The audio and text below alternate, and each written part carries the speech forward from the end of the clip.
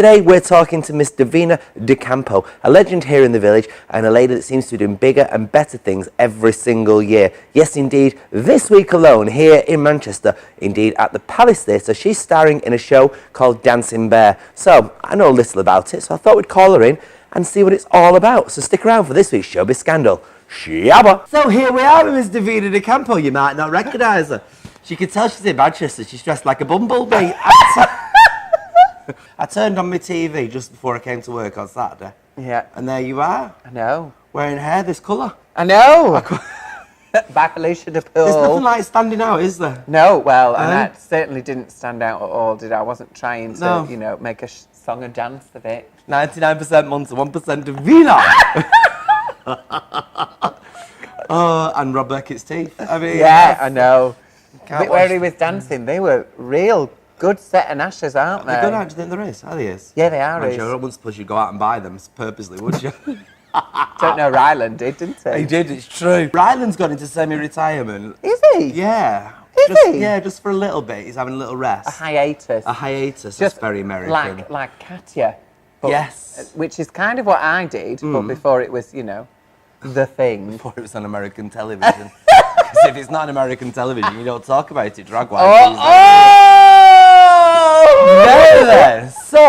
Nevertheless, though, you're not on hiatus anymore because you are on the Palace Theatre. I am. All the people that have stood on the Palace Theatre, and you're going to be there. Treading those boards, darling. Tell us about this show. That it's called Dancing Bear. It is called Dancing Bear. Now that reminds me of stories of Yogi Bear. Oh, really? Yeah. Yogi Bear. And that's nothing to do with it. What's it all about then? So it's a sort of play on words. Dancing Bear. Bears are a big part of the gay community, of course. Right. And Jamie, the director, she'd always wanted to be a bear. A dancer. Oh, right. A dancer. So Dancing Bear. And then, of course, dancing bears are trapped and they're forced to behave in specific ways. I see. Oh, that's quite clever, isn't it? Yeah. I mean, I didn't make it, obviously. No.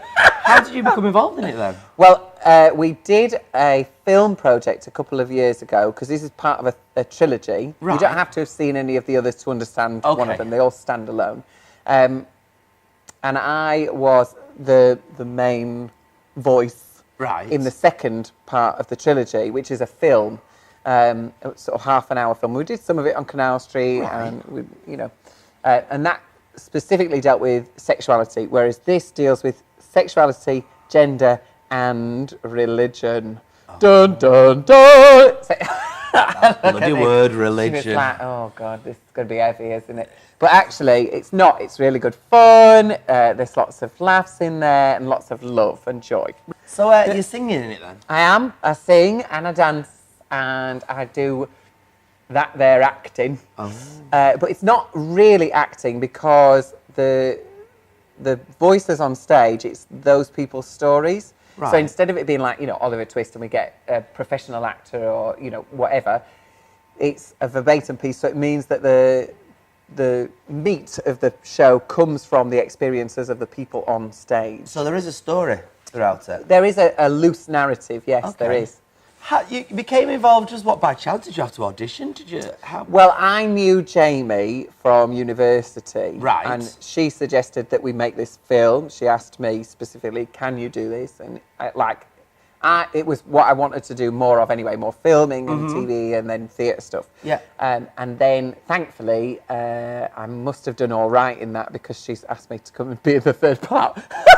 It's very exciting because normally stories that are like this don't normally get to the Palace, do they? No. They normally get to like somewhere like Studio 53 or something more, you know, more smaller. Much smaller scale. So why the Palace then? Well, Contact is, I mean, this isn't why it's at the Palace, obviously, but Contact is currently being refurbished. So they're co-producing the show. Right. So they have suggested that we have it at the Palace. And what are you wearing for it? Well, actually, I only have one outfit for this. No costume changes? Well, there are some costume changes, but Divina only has the one outfit. Oh. So it's one of those sequin dresses where you go like that and it changes colour. Oh, yeah. So it's black and silver. Right. And then I've got a big, not dissimilar to this, but more red. wig. I just can't imagine the nerves that you must be feeling. Yeah, well, until the day, I don't think I'll be nervous. Right. Like, what happens for me is I work, focus on the work, and then I get there, and then I go, oh, God, this is really happening. Oh. So what's the process for you been then, learning this part? It's been... Because a lot of what I'm saying is my own words. Right. But they've been slightly kind of tweaked and then rejigged. So that's been interesting, looking at how somebody has interpreted my words and put them into a script. So if they tweaked your words, does that mean it was workshopped beforehand then? What Becky Owen, who's the writer, she interviewed us all. Right. So she asked us all a set of questions, and then she's taken those answers and written the script from there. Right. And how many songs have you got in this show? I sing 3 sort of solo-y, duet-y songs, and then I think there's 12 in total in the show. Yeah. It's a full night. Yeah, and it's a big mix of sort of poppy things, pop ballads, upbeat pop tunes, and then kind of almost hymns. Right. So it's, there's quite a big mix of music in there. And there's also Rick Neal, who's the MD, has scored lots of the other parts through the show as well. So I see. So why would people that don't know about this come and watch it then? Because sell it. It's great fun. It has a message, and it's full of joy and love. And it's just a good night. And what is the message? The message is that if we all work together, everybody can have a bit of a better life. Right. Well, that makes Basically. sense. Especially in this day and age, it makes perfect sense, doesn't it? It does. And who else is in it then? So you've got the dancing bear himself. Yes. Who's more of an otter? Yes. There's Alex and Rachel who act and sing and also both play the cello. Oh. Yeah, so there's 2 cellos in the show. It's proper instruments. Oh, yeah. Wow. There's So Jamie. there's a band on stage, is there? Yeah. How many the in band's the band? on stage. There's 2, 3, 4, 5, 6, and then myself and Becky Owen kind of dip in as vocalists. And it's all on stage? All on stage. Oh, wow. Yeah. And what's your story out within it then? So it's my kind of experience of coming out, and then my kind of journey through drag. And would you say it's easier to play a story that's close to your heart or more difficult? I think that's more difficult. I mean, I don't know what you're like, but I'm a drag queen because I don't really want people to know who Owen is. Exactly. So, like I like to go to Aldi and do my shopping and nobody know who I am and you don't have to worry about that stuff. So to take the mask off and open up is... and are you on stage out of drag as well? Yes. Oh, so you are revealing yourself totally Yes, then. there is a revelation. Wow. A wig snatch. Because you did a piece. This isn't the piece where you were fully naked within Yes. This is? This is Oh that no, I won't be able to watch piece. that. I better bring my eye mask. Well, you might need your binoculars instead. Oh. So this is that then? This is that there So piece, also, yes. if everybody that's ever been to a Holy Trinity show has often wondered where she puts it, now you'll be able to see how much of it she puts where she puts it. Break it down to bare bones. I think you just sold about 500 tickets there. Crikey. Yes, but the last show, because it has been reworked, so the last show I was on stage for a long time naked. I'm not on stage for it's still a reasonable length of time, to be stood completely stacked on stage, but it's not the... How's that for you then? Are you confident within your body? Or? Well, it's just a body, isn't it? Everybody's got one. But you're totally naked? Yes. Everything? Yes. Holy moly. Oh my God, that's brave. How was that the first time you had to do it? I suppose in rehearsal? Yeah, so I spent a lot of time, nearly 2 weeks, being naked in front of what is essentially a room full of strangers. I'm just guessing, because I tend to do very little research about these things, that there's quite a nice depth to the character you're playing. Oh, there is, definitely. You get to know me a bit better, definitely. So that's good to know as well, Yeah. isn't it? Again, I would say that's brave, Gosh, though. now saying that, yes, I just had nerves there. Oh, crikey.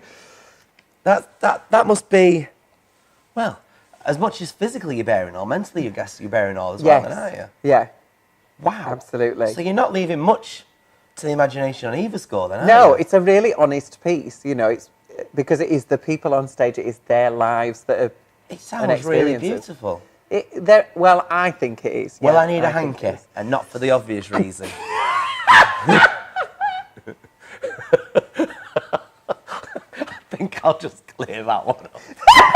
Oh no, that sounds even worse. How's your hanky? Sodden. Absolutely sodden. So when's it on? The 6th and 7th of February. So Tuesday and Wednesday. 2 nights? Yeah, 2 nights. Wow. No, I think I'm there on the Tuesday. I am there on the Tuesday. Is that the 5th? The 6th? The 6th. 6th. I'm there on the 6th, yes. So you're still happy doing the drag? Yeah, oh yeah, absolutely. Yeah? Absolutely. I just needed a reshift of focus was what I, so more kind of theatre stuff is what I'm hoping to be doing. Yeah. So I love the club gigs. I love them. Yeah. They're great. But there's only so many you can... 18 years this year I've been doing this for. On one platform or another. I mean, for me, there's only so many weeks where you can do, a 10-hour shift of karaoke and not try and hang yourself in the back. Yeah. I don't have to do any of that, thankfully. I'm put upstairs and just left to my own devices. But you're doing an incredibly long show, don't you? I do 3 sets, 45 minutes. 3 sets, yeah. 3 45-minute sets. I mean, that is a feat. Yeah. It's a marathon. It's a job.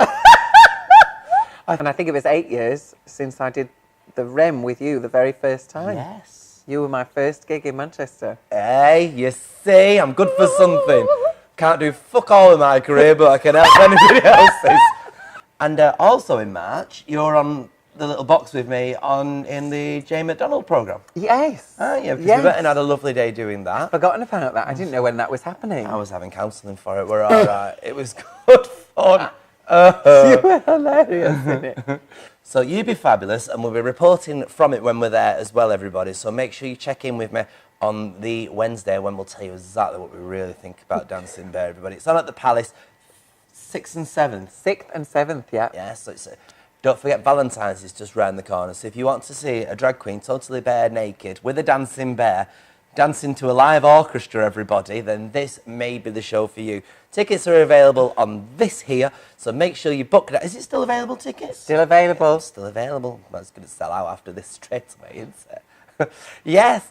In the meantime, a round of applause, please, for Miss Divina De Campo, a.k.a. What name are you going to talk about? I don't know. Oh. Maybe both. Maybe both. Yeah. Nothing like being schizophrenic, is there? Tell me about it. Right, I'll see you all very, very soon. Shabbat!